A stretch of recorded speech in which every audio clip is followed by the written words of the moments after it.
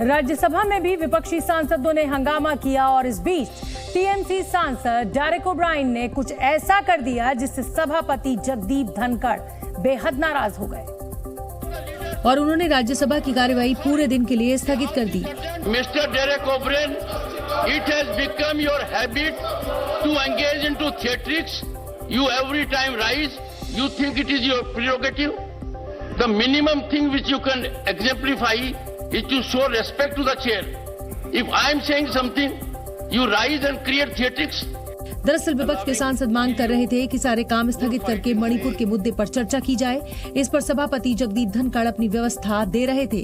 तभी टीएमसी सांसद Derek O'Brien खड़े होकर कुछ बोलने लगे और इससे सभापति नाराज हो गए। Don't thump the table. Don't thump it. It is not a theatrics. We will not countenance this. No, I am so sorry. No, I will call the leaders. No, sorry. The house is adjourned for the day. We can't suffer this. And to meet on Monday, the 31st July. सभापति के इतना कहने पर TMC सांसद भड़क भी गए और उन्होंने बोलना शुरू कर दिया। इस दौरान सभापति और टीएमसी सांसद में तीखी बहस हुई। शनिवार और रविवार होने के कारण अगले 2 दिन संसद की कार्यवाही नहीं चल पाएगी। हालांकि इस दौरान भी विपक्षी दल मणिपुर के मुद्दे को कमजोर नहीं पड़ने देना चाहते, इसलिए उनका एक प्रतिनिधि मंडल कल से 2 दिन के दौरे पर मणिपुर पहुंचेगा और वहां के जमीनी हालात देखेगा। इंडिया के सारे घटक दल जाएंगे, वहां से कल जाना है उनको, परसों लौट के आएंगे। निश्चित रूप से वो अपने अनुभव साझा करेंगे। विपक्ष के 20 सदस्यों का डेलीगेशन मणिपुर जाएगा। इस दौरान विपक्ष के नेता मणिपुर की राज्यपाल से भी मुलाकात करेंगे। इंडिया का डेलीगेशन मणिपुर जाएगा, वहाँ के समाज के सभी घटकों से चर्चा होगी, प्रशासन से चर्चा होगी, राज्यपाल से मुलाकात होगी और फिर दिल्ली में आकर उस बारे में खरगे साहब बात करेंगे। विपक्षी दलों के बीच सांसदों के मणिपुर जाने पर बीजेपी ने पलटवार किया। बीजेपी नेता रविशंकर प्रसाद ने दावा किया कि अब मणिपुर में हालात सुधर रहे हैं। उन्होंने सवाल किया कि ऐसे माहौल में विपक्षी नेता क्या करने मणिपुर जा रहे हैं। वहाँ शांति हो रही है। वो जो महिलाओं के साथ बहुत दुर्भाग्यपूर्ण घटना हुई थी, उसके प्रमुख आरोपी को पकड़ लिया गया, मोबाइल जब्त कर लिया गया, कार्रवाई पूरी हो गई है। स्वयं आप लोगों को बताया गया कि प्रधानमंत्री स्वयं कितने चिंतित हैं। अब ऐसे में वो जा रहे हैं तो जाए, कृपया करके रायता नहीं फैलाएं।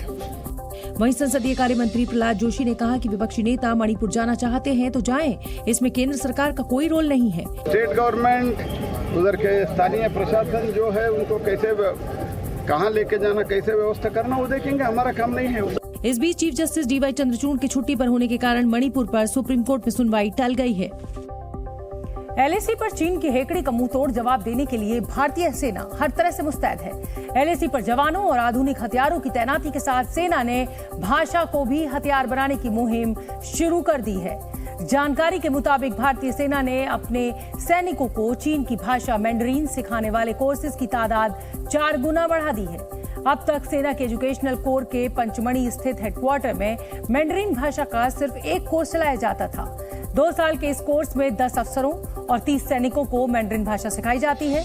लेकिन गलवान घाटी में हुई झड़प के बाद सेना ने अब ऐसे कोर्सेज की संख्या को बढ़ाकर 4 कर दिया है। कोर्स पूरा होने पर कुछ अफसरों और जवानों को चुनकर उन्हें पोस्ट ग्रेजुएट कोर्स के लिए भेजा जाता है। पोस्ट ग्रेजुएशन कोर्स के लिए सेना ने राष्ट्रीय रक्षा विद्यालय, गुजरात केंद्रीय विश्वविद्यालय और तेजपुर विश्वविद्यालय से समझौता भी किया है। भारत और चीन के बीच 3400 किलोमीटर लंबी सीमा है, जिसे लेकर कई जगहों पर मतभेद है। लद्दाख और अरुणाचल प्रदेश में दोनों देशों के सैनिकों के बीच कई बार हिंसक झड़प हो चुकी है। हालांकि दोनों देशों के बीच हुए अलग अलग समझौतों के कारण विवाद होने पर भी हथियारों का इस्तेमाल नहीं होता है। लेकिन दोनों देशों के जवान अक्सर बहस और फिर मारपीट में उलझ जाते हैं और इसीलिए भारतीय जवानों को मैंडरीन सिखाई जा रही है, ताकि सरहद पर जब चीन के जवानों से टकराव हो तो हमारे जवान उनके साथ बेहतर तरीके से चर्चा कर सके और विवाद को टाला जा सके। जी न्यूज़।